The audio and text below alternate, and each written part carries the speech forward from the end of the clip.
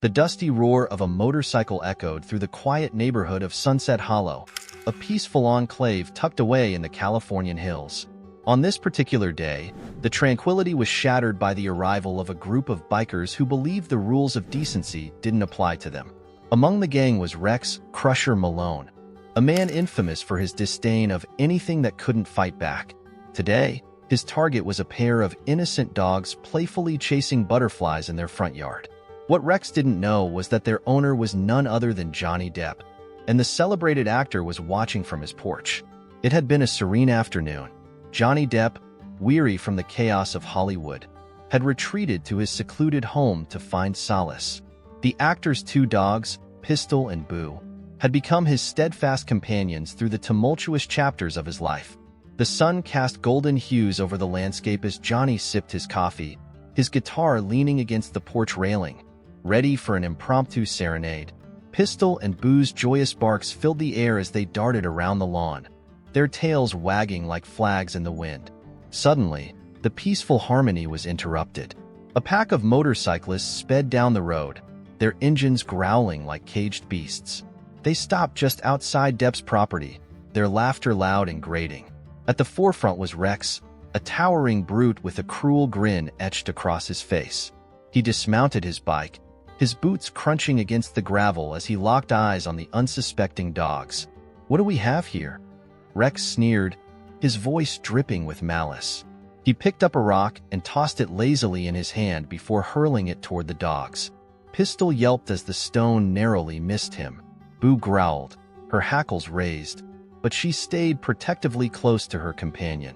Johnny's heart sank, replaced almost instantly by a simmering rage. He set down his coffee cup with a deliberate calmness, his hand brushing the fretboard of his guitar, as if drawing strength from its familiar texture. From his perch on the porch, he watched as Rex took a step closer to the gate, kicking at it with the tip of his steel-toed boot. "Leave them alone," Johnny called out, his voice steady but firm.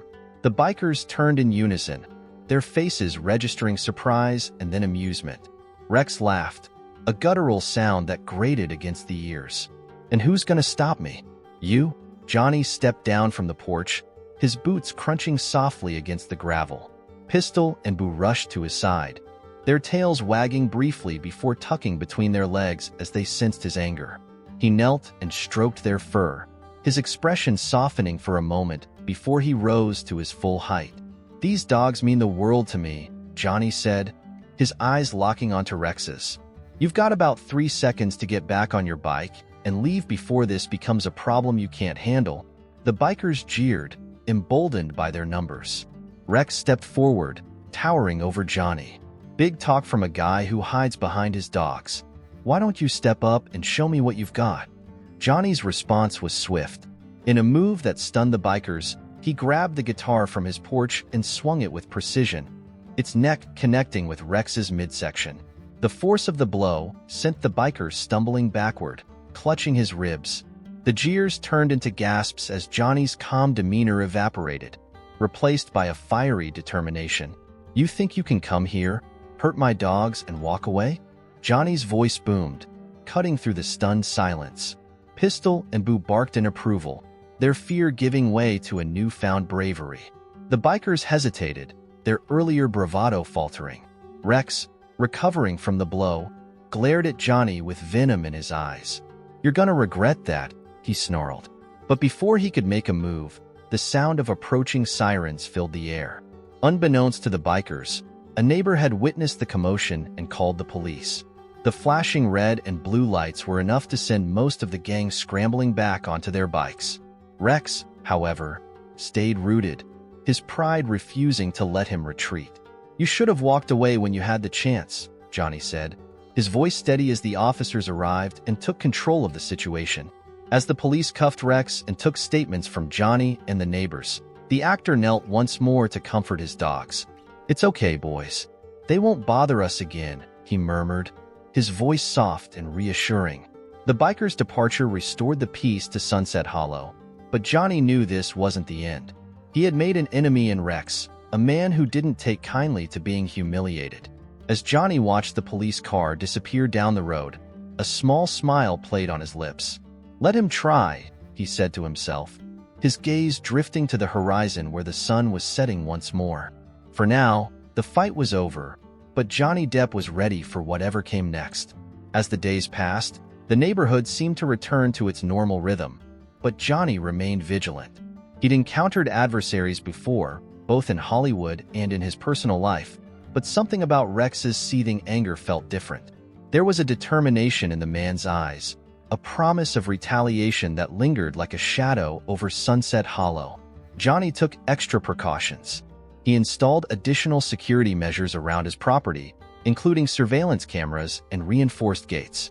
His dogs became his constant companions, rarely leaving his side. The incident had forged an even stronger bond between them, and Johnny often found solace in their unwavering loyalty. Meanwhile, Rex was nursing his wounded pride and plotting his revenge. The humiliation he'd suffered at the hands of Johnny Depp had become the talk of his biker gang, and the mockery was more than he could bear. He spent his days stewing in anger, devising ways to even the score. He knew he couldn't confront Johnny directly, not with the police involved, but he was determined to make him pay. Rex's plan began to take shape as he delved into Johnny's background, seeking vulnerabilities to exploit. He learned about the actor's legal battles, his tumultuous relationships, and the media's fascination with his personal life. Rex saw an opportunity to strike at Johnny's reputation, to tarnish the image of the man who had embarrassed him. Late one night, Rex and a few of his loyal gang members snuck onto Johnny's property under the cover of darkness. Armed with spray paint and a penchant for destruction, they defaced the actor's walls with vulgar graffiti and slashed the tires of his vehicles. It was a petty act of vengeance, but to Rex, it was a step toward reclaiming his dignity. When Johnny discovered the vandalism the next morning, he felt a surge of frustration but remained calm. He knew this was Rex's doing, a desperate attempt to provoke him. Instead of reacting impulsively, Johnny contacted the authorities and provided them with the security footage. The cameras had captured clear images of the intruders, and the evidence was enough to warrant further action. As the police investigation unfolded, Johnny's resolve only grew stronger. He refused to let Rex's actions disrupt his life or intimidate him. With the support of his friends, neighbors, and fans, Johnny channeled his energy into creative pursuits, using his art and music as outlets for his emotions. The feud between Johnny and Rex became a local legend, a story that captivated the community and drew attention from the media.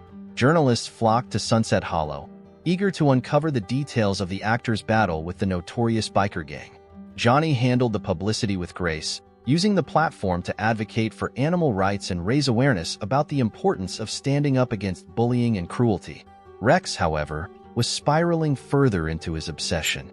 The attention only fueled his anger, and he became increasingly reckless in his attempts to undermine Johnny. His gang began to splinter as members grew tired of his vendetta, leaving Rex isolated and desperate. In a final act of defiance, Rex confronted Johnny one last time. Armed with a sense of desperation and a misguided belief in his own invincibility, he stormed onto Johnny's property, shouting threats and demanding a face-to-face confrontation. Johnny, calm and composed, stepped forward to meet him. "You've had your fun, Rex. It's time to let this go," Johnny said, his voice steady and unwavering.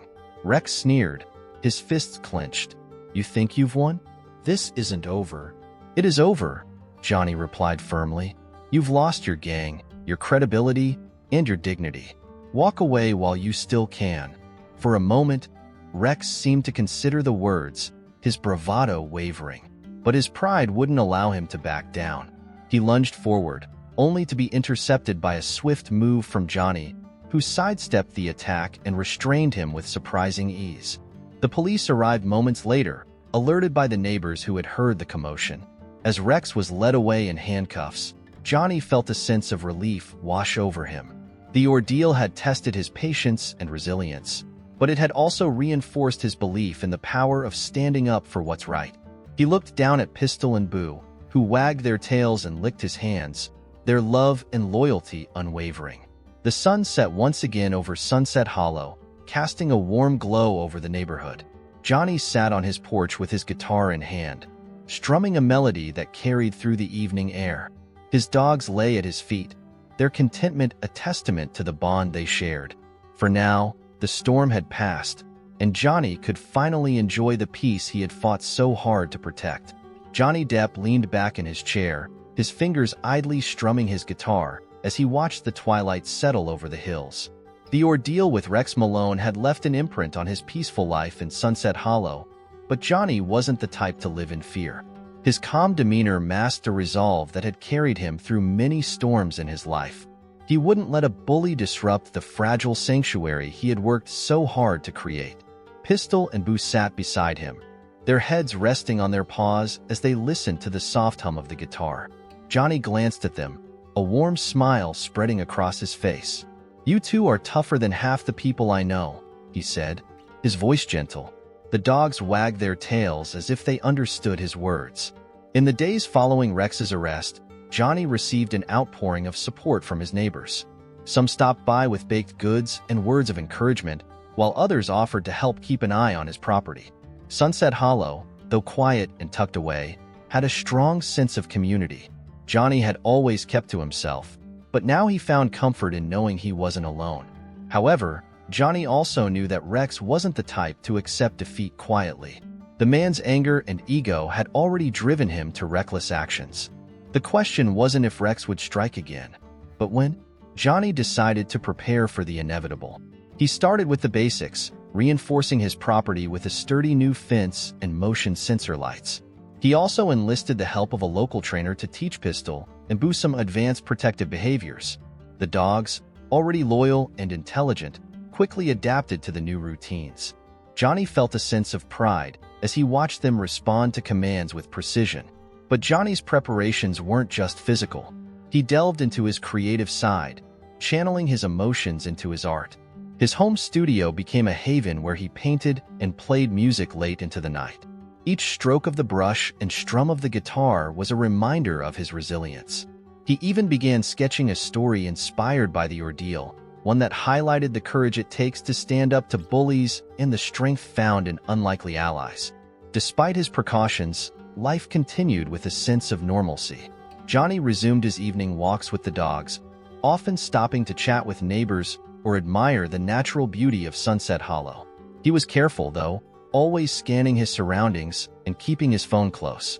He didn't want to live in paranoia, but he wasn't naive either. One evening, as Johnny walked along a trail that wound through a grove of oak trees, he noticed something unusual. A motorcycle was parked at the edge of the trail, its engine cold. Johnny's instincts sharpened, and he tightened his grip on Pistol and Boo's leashes. The dogs sensed his unease and stood alert, their ears perked. "Easy now," Johnny murmured, scanning the area. The trail was usually deserted at this hour, and the sight of the bike felt out of place. He crouched down and pretended to tie his boot, using the opportunity to glance around without drawing attention to himself. The woods were quiet, save for the rustling of leaves in the evening breeze. Johnny decided to turn back. He didn't want to take unnecessary risks. As he retraced his steps, he heard the faint sound of footsteps behind him. His heart quickened, but he remained calm. He glanced over his shoulder and saw a figure emerging from the shadows. A man wearing a leather jacket and a smug grin. It was Rex. Well, Rex drawled, his voice dripping with mockery. "Fancy seeing you here." Johnny stopped and turned to face him, keeping Pistol and Boo close. "You've got a lot of nerve showing up here after everything," Johnny said evenly. Rex shrugged, his grin widening. "I'm just out for a stroll. Didn't realize I wasn't welcome in public spaces." Johnny didn't take the bait. "You've made your point, Rex. I'd suggest you move on before things escalate again." Rex took a step closer, his posture menacing. "You embarrassed me, Depp. Made me look weak in front of my boys. That's not something I can let slide." The tension in the air was palpable. Pistol and Boo began to growl, their bodies tense as they stood protectively in front of Johnny. He placed a reassuring hand on their heads, silently thanking them for their loyalty.